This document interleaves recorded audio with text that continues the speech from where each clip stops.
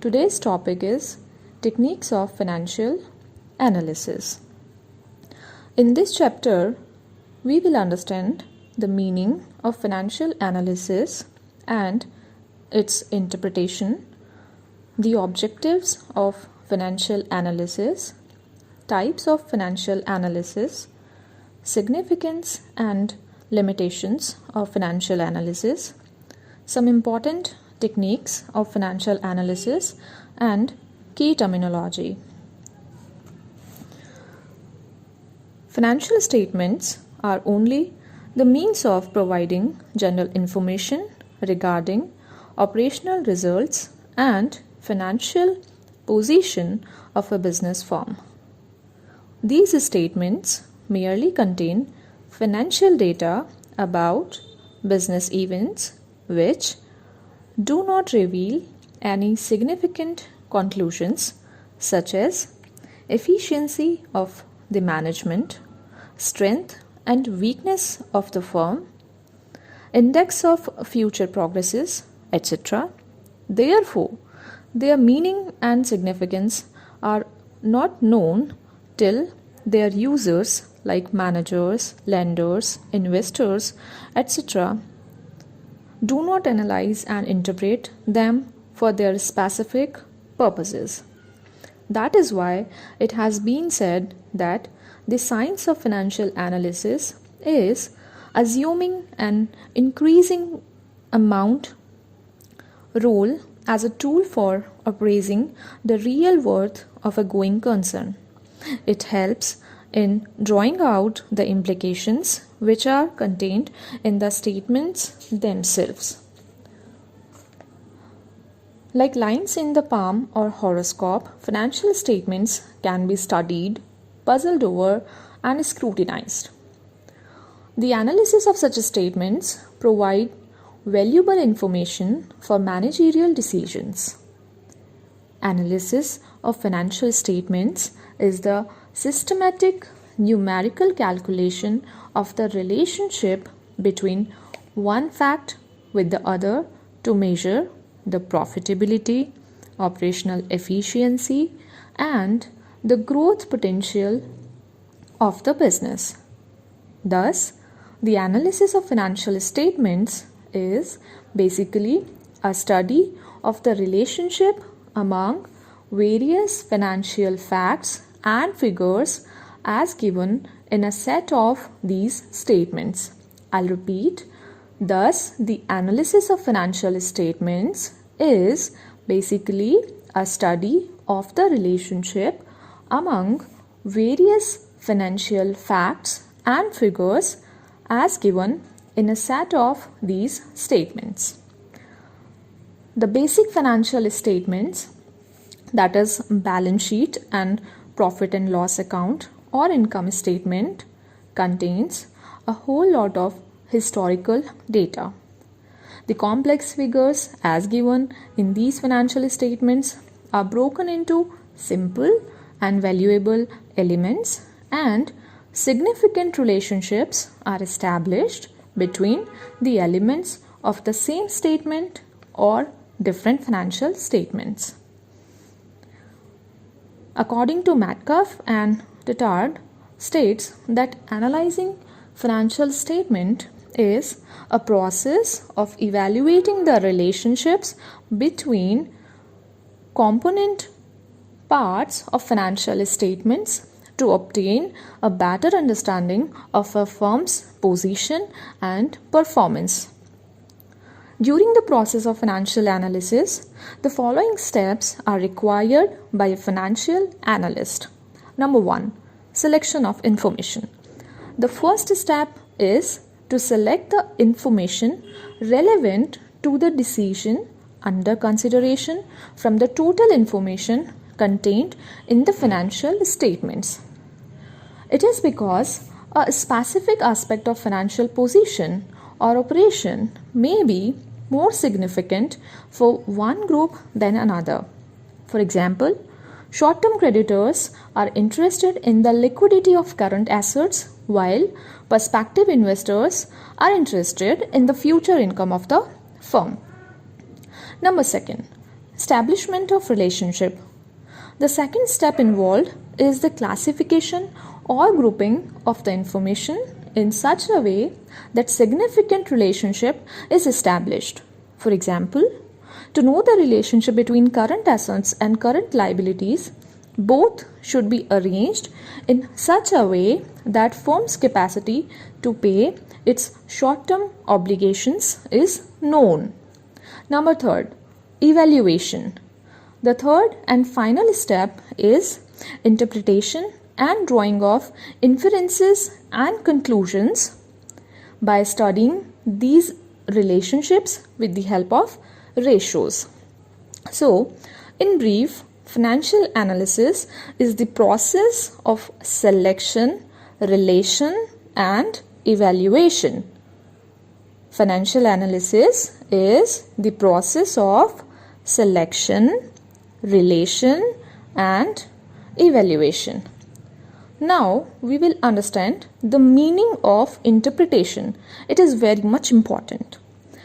After making analysis of financial statements, the next step is to use one's mind for forming an opinion about the enterprise. This is the interpretation stage or the next step to analysis. Interpretation means to explain the financial position and earning capacity of the firm that may be understood even by a layman who does not know accounting. Thus, interpretation is to explain financial statements on the basis of analysis. It can also be defined as a critical examination of some financial transactions affected during a definite period of time and drawing conclusions on that basis. In the word of Spicer and Pegler, interpretation of accounts may be defined as the art and science of translating the figures there in such a way as to reveal the financial strength and weakness of the business and the causes which have contributed thereon. Thus, interpretation of financial statements is really an art and has a wider scope which includes all processes such as arrangements, analysis, establishment, relationships between available facts and drawing conclusions on that basis. Interpretation is a mental process based on analysis and criticism. Now, what is the difference between analysis and interpretation? From the above discussion, it is clear that analysis and interpretation are two separate processes.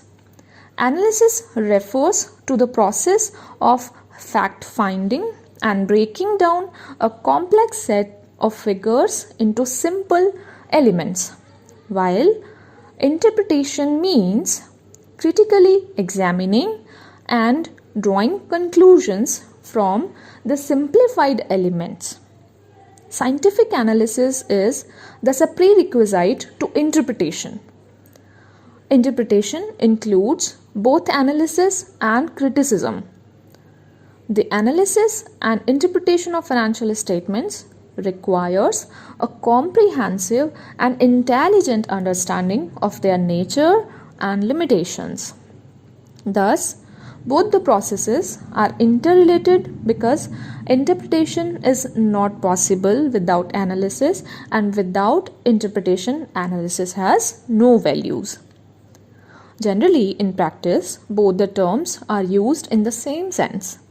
Analysis and interpretation acts as a bridge between the art of recording and reporting financial information and the act of using this information. Therefore, analysis and interpretation of financial statements includes all the processes like analysis of facts, arrangements, establishing relationship, and drawing conclusions on that basis. In this regard, Candy and Mueller have rightly observed the analysis and interpretation of financial statements is an attempt to determine the significance and meaning of financial statements data so that the forecast may be made of the prospects for future earnings, ability to pay interest and debt on maturities, and probability of a sound dividend policy.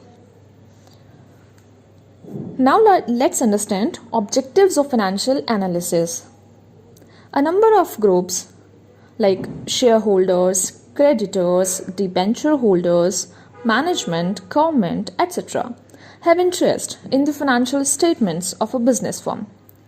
This interest differs with the objectives among various groups.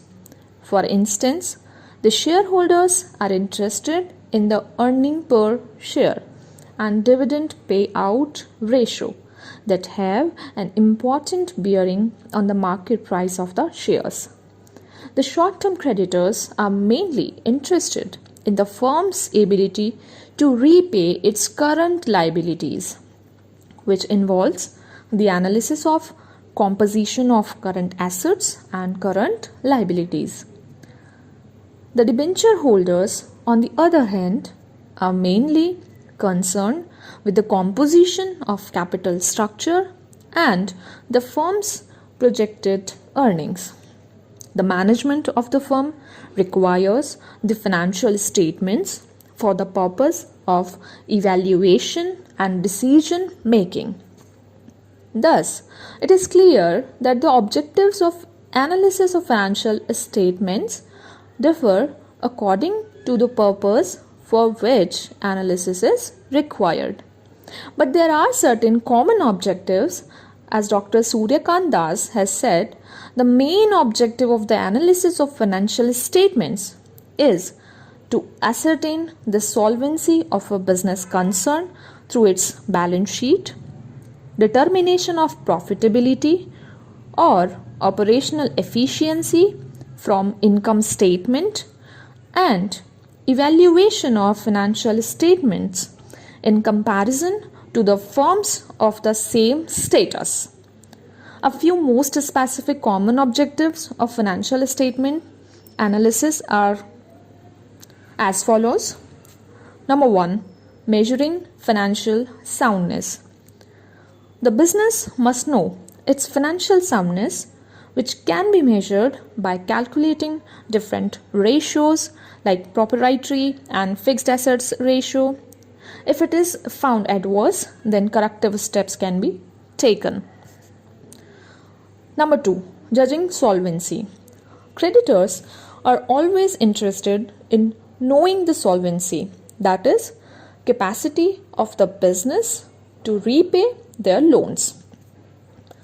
This can be ascertained by looking into the facts such as whether current assets are sufficient to meet current liabilities, proportion of current assets to liquid assets, future prospectus of the business, whether debentures or other loans are secured or not, and managerial efficiency of the firm.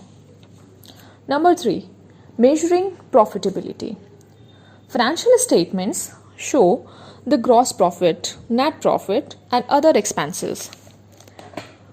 The relationship of these items can be established with sales to ascertain profitability, gross profit, net profit, expenses, and operating ratios may be calculated. In the case of improving or declining profitability ratios, the causes responsible for the performance can be evaluated.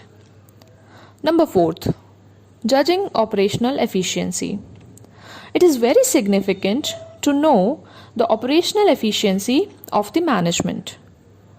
The operational efficiency of the business can be assessed by matching the amount of manufacturing, selling, distribution, and financial expenses of the current year with the corresponding expenses of the previous year.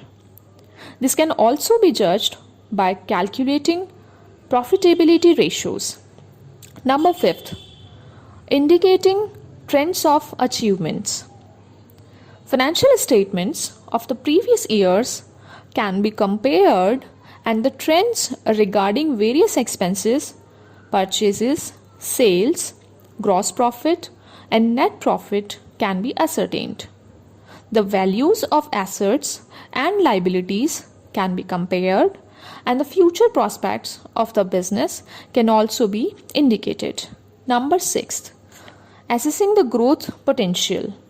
The trend or dynamic analysis of the business provides sufficient information indicating the growth potential of the business. If the trend predicts gloomy picture, effective measures can be taken to correct it. If the cost of production is rising without corresponding increase in selling price, efforts should be made to reduce cost of production. Number 7, inter-firm and intra-firm comparison. Analysis of the financial statements can be made with previous year's performance of the same firm and with the performance of the other firms in the industry. Intra-firm analysis provides an opportunity of self-appraisal, whereas inter-firm analysis presents the operational efficiency of the firm as compared to other firms. Comparison helps in detecting weaknesses and adopting corrective measures. Number 8, deciding future line of action. Analysis of financial statements indicates growth potential of the business. Comparison of actual performance with the standard performance shows the shortcomings. The analysis provides sufficient information regarding the profitability, performance, and financial soundness of the business. On the basis of these information, effective forecasting, budgeting, and planning can be done. Number 9, systematic presentation of data. Analysis of financial statements is an effective tool for simplifying, systematizing, and summarizing the monotonous data. An average person who has no knowledge of accounting can draw conclusions from the ratios. The facts can be made more attractive by graphs and diagrams, which can be easily understood. With regard to the objectives of financial analysis and interpretations, Halford E. Rich A., in his book Techniques of Financial Analysis, has observed that the main purpose of financial analysis is to provide reasonable clues and answers to specific questions posed by problem of interest to analyst. It cannot be overemphasized that financial analysis is not an automatic or standardized process. Rather, it is flexible approach tailored to suit the needs of the specific situation. So, this is it for today's lecture. Thank you so much.